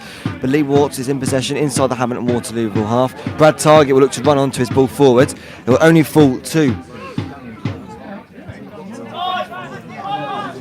But now into the Hassan Jallo, who's running forward. He's played the ball forward to Sakaja, but it will fall only to Ryan Gosney. He'll pick up and look to calm down yet again and let his Sholing players just pick the positions back up. He plays the ball forward. It goes into the Havant and Waterloo half. Lee Wart looking to contest, but it falls straight to Jordan Rose, who picks up possession. Here on the left-hand side, Jalla in possession in the middle of the pitch. Under pressure again, but he can pause it out to the left-hand side. It's played down the line to Jalla again. Great tackle there from Pete Castle, and it'll be a Havant throw-in on the left. About 15 minutes to go, I've just been told officially, so time really not on Sholing's side. Ball number 12. This is a fantastic record. The last one was 7. 12 balls over the perimeter of the stadium. I'd like to say that's quite fantastic. It's quite remarkable from both sets of players. I think that's what happens when you bring me and Matt Ogley to do the first live come together. So thanks, Matt Ponter, for that. I think this is all down to you, the record. Let's hope we can see another record, Sholing coming back from 3-0 down to win 4-3. It's also the curse of the commentator, Matt Ogley. Yeah, I don't think I'll be talking about the balls anymore. Going out of the pitch. I think I'm going to leave that one and put that joke to bed, actually. I've had enough with that one. But the footballs, yes, Luke. Put that joke to bed. You're going to tuck it in when you get the bedtime story. I'm not going to put... Oh, thanks for that, Mr. Ponter. Anyway, Ryan Gosney with the goalkeeper. Yeah, we need to sleep on that one. Anyway, back in possession here for Sholing. And it is Byron Mason. He'll play the ball out to the right to Cuthbertson again. He's in a much better second half compared to his first half display. We'll fall back to Havant's possession on the left-hand side. And Alex Sawyer will look to take possession now, and Lee Wart will now drive at the defence, play the ball forward to Jake Hall. He's dispossessed again, and Sholing really needs to start taking advantage because with just over 10 minutes to go, they need to get that equaliser soon. But Havant will look to counter here with Jalot on the right-hand side. He's put under pressure. He'll play the ball back to Strugnall. He plays it inside to number 17, Jordan Rose, but his ball out wide will only fall to the Sholing defence. He's played back to Ryan Gosney. He'll look to calm down and see his options. He'll ping the ball forward, and it's a great kick forward to find Dan Mason. He heads it along, trying to find Brad Target. They're dispossessed again. They can't seem to hold possession particularly well in the Havant half over the last 15-20 minutes, Sholing. But Brad Target is in possession again on the right-hand side. A soft free kick's been given by the referee. Again, another controversial decision made by the referee. From our eyes, that did not look like a free kick, gents. Well, no, there was a clear foul on Lee Walt moments before. He's just been nudged in the air. Referee doesn't give it, and then it's poor from the left back from Havant. He goes down very, very easy, and the referee gives it. There's always been a problem with referees' inconsistency. Yes, it's fine the referee hasn't got any cards out, but then he's setting himself up, a dangerous rule he has to follow now. If things are worthy of a yellow card or soft and he gives a booking, then he can't give it. But forget about the referee's performance. Sholing in the last 13 minutes or so of this game, all to play for now, and I believe there's just been a change as well. Yes, there has been a change. Number 7, Jake Hall, has come off in replacement of number 17, Jamie Bullpitt. He'll now come into the frame. Another set of fresh legs, hopefully can make an impact. But Sholing heading the ball back into Havant and Waterlooville half here. And number 2, Dan Strugnall, will clear again. Not a lot of play on the ground so far in the last 5-10 minutes. Very unnervy and edgy.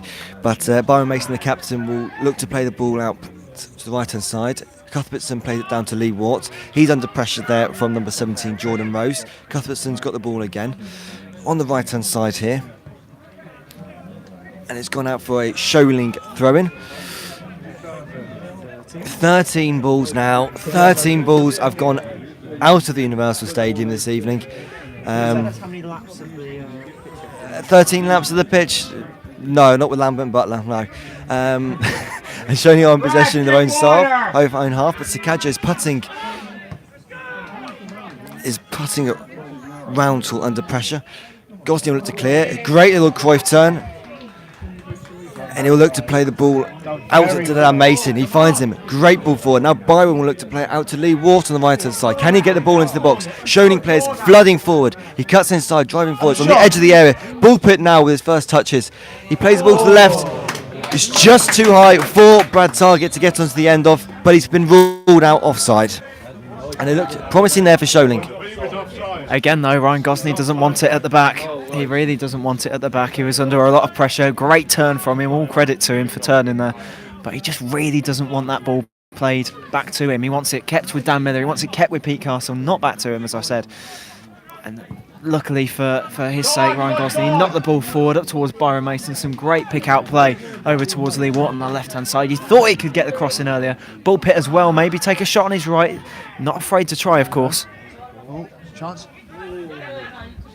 Sholing attacking on the edge of the area. Brad Target, his tackle is brought down. Cuthbertson on the edge of the area. It's a great drive, and Ayres just blocks it and manages to regain possession. But a promising chance there for Sholing. They're not going to have too many more of these. They've got to start taking them. A chance like that would have been great to go in. Well, Well, it's what I said, how many chances they're going to have, how many chances they're going to take. We saw at the end of the first half, they were so close to making it 3-3 before half-time. They've made it 3-2 now, but they've only got about 10 minutes left to go until the final whistle is blown by the referee.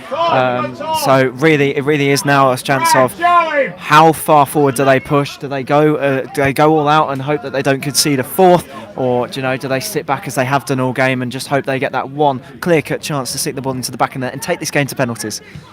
Yeah, you're saying that though. I think they've worked their second half game plan again to near enough perfection as well. Because at the same time, Sholing have only got 10 minutes left. But who's this going to suit more of? Is this suiting Havant more, the fact they could defend for the last 10 minutes, or is it suiting Sholing more, the fact that they're on the they're on the ascendancy and they need to find the equaliser? I think another substitution is now going to be made for Havant and Waterlooville. It looks like number 29, Hassan Jallet, will be coming off in replacement for. Looking to put this game to bed, Havant, the man with 16 goals this season in the National League, and that's going to be Alfie Rutherford coming on. We'll see what sort of an impact he makes in these closing stages. But Sholing are now in a position where they have to put everyone forward. They've got no choice. They need to get the goal, otherwise they're going out of the Hampshire semi-final, Hampshire Senior Cup semi-final, and missing out on a final played as it stands at Eastleigh. But Havant are in possession here on the right-hand side with a throw-in. It's played down the line. Bullpit contesting in the middle of the park. Brad Target looking to keep possession. Havant regain it. They're now on the edge of the Sholing area, looking to switch play out to the left-hand side with Ryan Woodford. Will they try and get a ball into the box to trouble Ryan Gosney again? It falls to the edge, only to a Sholing player, but it's played out wide to Brad Target. He's dispossessed again very cheaply there, but Bullpit will look to disperse the ball out onto the right hand side and find Lee Wart. He brings the ball down, play it back to Cuthbertson. It's inside to Byron Mason. Plays back out wide to Cuthbertson, trying to keep possession here, Sholing as best as they can. He plays it all the way back to Ryan Gosney. He first time launches that all the way up the pitch. He didn't need to. It just shows how it doesn't need to. It just shows how nervous he has been this game. Very unlike him. He's only a very assured and collected goalkeeper who can handle these sort of occasions, but this evening has been a little bit nervy. Well, as it stands, Havant are going to their second final in the same space of years. They, of course, won this trophy, the Hampshire Senior Cup, last year. They're on their route to the final to play either Basingstoke Town or Southampton. Yes, the actual Southampton. Like I said earlier, whether we'll see James Ward-Prowse there or not, or the likes of Charlie Austin and the cohort, remains to be seen, but I don't think so. It might be the reserve team, or at least the under-21s that will be playing there, or the under-23s. Over on the far side, there's a few shouting going on. Jordan Rose is still sitting down, actually. Has he got a bit of cramp? He's being pulled up. It looks like Jordan Rose has just gone down there just to merely run the clock down. But I think we can't forget, gents, the fact that this is a National League side, Havant and Waterlooville, against the Wessex Premier leaders, Sholing. There should be a goal in quality, but the second half, that's really not been present. Sholing have looked the stronger of the two sides. With that goal to bring it to 3-2, they need to get that equaliser. Just over 5 minutes to play. Yeah, it's the old cup cliche that anything can happen, but in fact, it seems as though Havant are comfortably in Sholing's league right now. It's like a league game for me. Yeah, it is. And Havant will look to try and get their fourth goal to put this game to bed. And it will now be Alfie Rutherford in possession, the 20-year-old ex-Portsmouth Academy player on loan from Eastbourne. On the edge of the area, it will be number 10. Sholing on possession. It will find Cuthbertson, who'll look to play the ball down the line. He slices it, goes out for a Havant throw-in. Early encounter there for Alfie Rutherford. He does look a little bit of quality on him, a little bit of quality on display there. Well, he has got the 16 league goals, as I've said, and he is their most dangerous goal threat in the National League. But Sholing in possession. They play the ball forward, and it will only go all the way to Oliver Ayres. He will take his time. He's in no rush here. Havant are in the lead. Brad Target will put him under pressure. Just be interesting to see how many minutes added on there are at the end here at the Universal Stadium. Hopefully as many as possible for Sholing Stake. But Cuthbertson's in possession. He plays it to Bullpit in the middle of the park. He plays it forward to Brad Target. He's dispossessed, and now number 18 is played onto the right hand side. Chris Paul's in possession here. He'll play it back inside. He'll look to play it in behind to Strugnall. plays the ball into the box. Oh, fantastic save there from Gosney. It's going right to the back post, headed towards Gosney, and he tips it over the bar for a Havant corner. For those of you that watched the Wolves-Man United game over the weekend, it's a Romeo sort of save. Tipped it straight over the bar. Fantastic right-hand glove to tip that one over, but it just looks as if Havant have got that little bit of extra edge when they move forward. They look really dangerous. Sholing just can't contain them in the midfield, and they push out wide, Havant. They've got the corner now. Can they capitalise from it? For Sholing's sake, let's hope not, and Sholing can counter themselves, but Havant really do have a chance here. And it is a Havant corner here. It will go right to the back post, and it goes out for a goal kick, which Ryan Gosney would be quite happy to see. Luke, what do you predict? 5 minutes to go. Do you think Sholing can do it? Yeah, I do. I think the game's a little bit stretched now. Sholing are pushing a few bit further men forward, and Havant are trying to find the gaps in between in the midfield as well. And so, but Sholing just have a lot of credit for this second half. They've been very, very, very strong, and they'll be kicking themselves now. Looking back on the first half, looking back at the goals they conceded, especially the 2 goals in the 2 minutes that happened, as really, really something. But there's still time, and now it's what they say, time to throw the kitchen sink at Havant and Waterloo. Let's see if Havant can adapt. We've seen twice this evening that when they concede, Havant's heads drop. So it's going to be quite a frantic finale. It certainly is, Luke. And Sholing are on attack here again with Byron Mason holding the ball in the middle. He plays it forward. It finds Bradley Target. Can't quite get on the end of it, and it falls to Oliver Ayres, who will calmly take possession and just slow things up again. They'll look to waste as much time as possible, run that clock down, avoid Sholing taking any more attacking opportunities. He puts the ball forward. Bullpit will look to try and take the ball off of Havant, but it's head the ball forward. Great battle there in the middle of the park, but the ball is played forward to Alfie Rutherford. Can't quite get on the end of it, and it's a Sholing throw-in. Havant will look to box them in here on the far right corner. They need to play this ball quickly. They need to do everything quickly now, Sholing. The time is running out. They need to get that equaliser, otherwise they are going out of this competition. And it's Roundsall, plays it back to Gosney. A sliced first-time goal kick. Thankfully finding Sholing possession. Brad Target looking to head the ball on. He can't. Byron Mason now driving forward. Finding Brad Target again. He'll turn. He'll look to play the ball out wide to the right to Lee Ward. He's into the... Oh! Lee Ward on the right-hand side. First-time shot. Looking to go to the bottom left-hand corner, but Oliver Ayres, a great save from the academy goalkeeper there, and that save could prove crucial come the final whistle. Yeah, it's a very, very good save, because that's a clever effort from Lee. He took it early on the bounce and thought he was going to get away with that, but it's a very good save, and it's well held too. Time is really running out for Sholing. Can they do it, Max?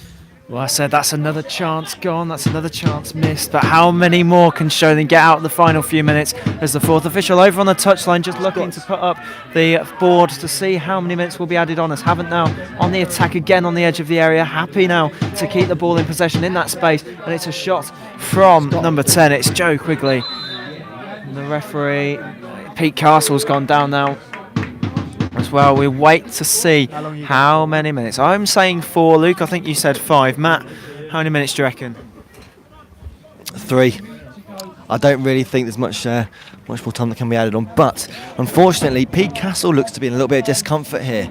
Vijay to run onto the pitch, he's pounding the floor.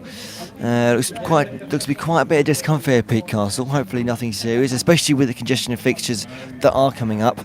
But still, 3 minutes, 3 or 4 minutes, 5 minutes, who knows? But there is still time left here for Sholing to try and find that equaliser. He's on his feet, Pete Castle, but he is limping. I must say, gents, can I get your opinion on how you found the Hawks media team this evening? It's been interesting having some competition. We don't usually get competition here at the Universal Stadium. They've been very lively. I think they've made the game seem more exciting than it actually has been. They've been all right, apart from the stupid jokes and the innuendos. I mean, we make them ourselves, but we're more mature about it. We've got more taste in ours. Yes, we do. And the ball is played forward by Ryan Gosney in these dying minutes now at the Universal Stadium. They're throwing everything they can at it. Ball pit contesting in the middle of the park. He managed to get the ball out wide, only to the feet of Jordan Rose, who'll ping it down on the left-hand wing to Rutherford. He'll be now driving at Pete Castle, back on his feet after that, look to be in discomfort. It's into the box. Ryan Gosney will collect, and he'll look to get this ball out early. There's not a lot of time left, and that's it. 5 minutes. 5 minutes added on here at the Universal Stadium. Congratulations there, Luke Henry. Very impressive.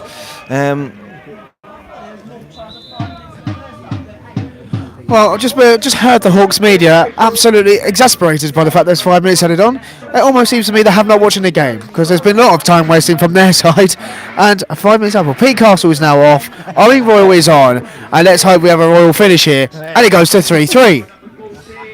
Yes, Pete Castle obviously in too much discomfort to carry on in these last 5 minutes. He'll come off for Owen Royal. If you're listening carefully in that first half, Matt Ponter did point out that Owen Royal was on the pitch. However, he wasn't. He now is on the pitch. There aren't two Owen Royals, just the one. But Sholing will be in possession on the left-hand side. Roundhull. Plenty of space, plenty of options. He's got Brad Target just ahead of him, but he'll cut back inside and play a weak ball. They can't beat the first man. Quigley will play the ball out to the right-hand side to Chris Poole. He'll now drive at the Sholing defence. Rutherford on the right-hand side. Can he get the ball? Cuts back inside. Can he finish? Great tackle there. Fantastic tackle from Sholing, and it'll be a Sholing free kick. I'll tell you what, lads, I've been really impressed with Rutherford when he's come on. He's looked really dangerous. He's looked very, very bright. He's got a bit of trickery. He cut inside there, looked really nice, just a heavy touch, and couldn't do the shot. But what? With about 4 minutes left, this is nail biting. Johnny might as well go for it, mate. All the players up, and let's just see what happens, mate. We saw Brighton against Millwall in the FA Cup over the weekend. Could we see a repeat of something like that again? Solly March free kick. Could we see an Alex Sawyer free kick? Yeah, we may do. You'll need a goalkeeping howler again, though, for that to happen. Anyway, we are in Havant possession. It's fallen back to Byron Mason. He looks to get out to Bullpit, just inside the Havant half here. He plays it out wide to Roundhall, back to Bullpit on his own halfway line. Byron Mason in the middle of the park now. He plays it back to Cuthbertson. Good build-up play. They're being patient still, Sholing. They now ping a ball forward, only to find Ryan Woodford, who plays it to Chris Poole. He'll now look to play a ball in behind for Rutherford to get on the end of. He's contested here. He's done very well there on the edge of the area. Now it's number 18, Sakaja. He fires one off on the edge of the area, just a couple of yards over the post.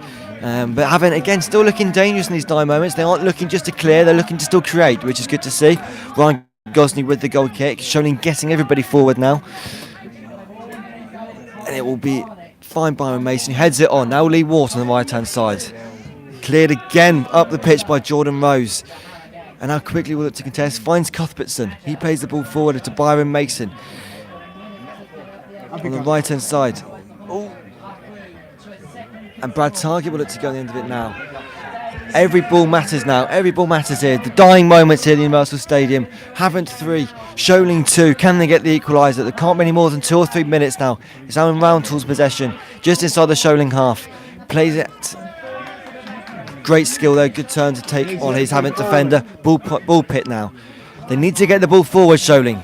They need to get this ball forward. And now on the right-hand side to Byron Mason. Brad Target in possession now. Under pressure, plays it back to Bullpit. He puts the ball over the top. That's the one. On the right-hand side, and it's just gone out for a Sholing throw on the right-hand side. Lee Wart here. Can they do it, gents? Can they do it? Yes, they've got every chance to do it. The ball's in the right position. It's in the shot. It's going to be a big throw in. Fill the box. Let's just see what happened. Let's see what happened, sorry. Yes, we've got Sholing throwing. Everyone forward. Just 2 left back. Can they get into it? Contested still. It's still in the Havant box. They managed to get the ball away, but it'll still come out wide to Sholing. They ping the ball back into the box. It's in the back post. It's fisted by Oliver Ayres. Oh dear! Lee Wall on the full volley on the turn. Puts the ball towards the bottom right, but it's cleared away by the Havant defence. Now Bullpit will look to get the ball back into the dangerous area of Havant's box. We'll fall to Alex Sawyer. He needs to get this ball into the box quickly. It's out wide to Roundhall again. Can he get this ball in? Can he get this ball in? He's back to Roundhall. First time outside the foot into the box for Sholing. Cleared by Havant. Now Rutherford will look to go to the end of it and get a breakaway goal to make this game all but done. He's on the right. He's under pressure there from Owen Roundhall. But it is a Havant throw-in. Lads, I'm sorry, but I don't think Sholing are going to do it. Unbelievable. You heard the screams probably from the Hawks media team, and rightly so, because what we've just witnessed there is absolutely unbelievable. Lee Waters caught it perfectly on his left foot. That is destined for the bottom corner. And what a clearance off the line by the Havant defence. And then we've got, probably one more chance. It's Sholing have got a goal kick. This is literally it. What an unbelievable opportunity, Matt. Have you ever seen anything like it? I've seen a few games like this in my time at Villa Park, but nothing on this level. Has to be given credit to Ryan Woodford. That's what you want from your defender in moments like that. Ayres was nowhere to be seen in the goal. There's the full-time whistle. Havant at Waterloo have made the final of the Hampshire Senior Cup for the second year in a row. Fantastic performance from the boys in the highlighter orange kits this evening. The Stewart-coloured coats, as we've said. Sholing, unfortunately, dropping those 3 goals early on. You'd think if they'd taken the chances at the end of the first half, if they'd taken their chances in the second half as well, this game could have been turned on its head. Unfortunately for Sholing, it wasn't the case, but for Havant, it's a fantastic win for them, and well done to them for getting into the final of the South Hampshire Senior Cup. Yeah, Sholing, commiserations, Sholing. What a valiant effort, what a brave effort, brave attempt to go 3-0 down.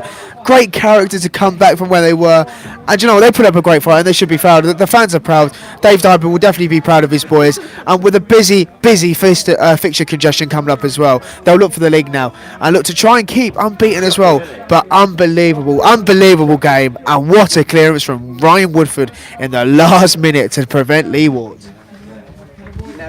I mean, what can be said is that Sholing should have started the game better. To concede 3 goals the way they did, it's clumsy from them, unlike what we've seen most of the season, but unfortunately it's not to be for them this evening.